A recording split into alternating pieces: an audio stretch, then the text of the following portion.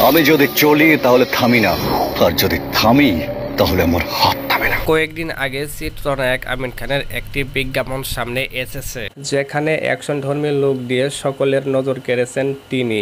বিজ্ঞাপনে মনোয়ার হোসেন ডিপজল এবং আমিন খান একসঙ্গে ধরা দিয়েছেন, যেখানে ডিপজল সিনেমার স্টাইল অবলম্বন করেই ডায়লগ উপস্থাপন করেন। আর আমিন খানকে দেখা যায় তার দলবল নিয়ে বেশ স্টাইল করে ডিপজলের দরবারে প্রবেশ করেছেন। তার লোক এবং কথা বলার ধরন সকলের মন কেড়েছে। তোর জন্য তোমার শান্তিতে ঘুমাতে পারবে না। সিরিজ কাটতে না কাটতেই আবারও আলোচনায় আমিন খান। কথা বলে গতকাল একটি বিজ্ঞাপন চিত্রে নতুন রূপে হাজির হয়ে চমকে দিলেন আমিন খান, যেখানে পূর্বের ন্যায় স্টাইলিশ রূপে হাজির হন আমিন খান এবং সংযুক্ত করেছেন অ্যাকশন দৃশ্য।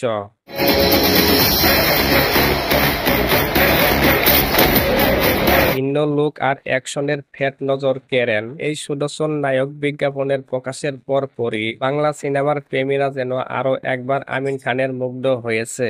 আমার আশারে বাসা বান্ধা দিও চাঁদের জোছনা।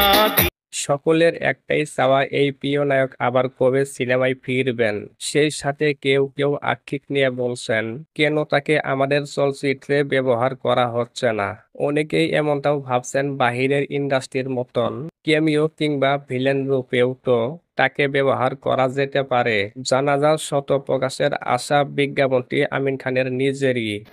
আমি যদি চলি তাহলে থামি না, আর যদি থামি তাহলে আমার হাত থামে না।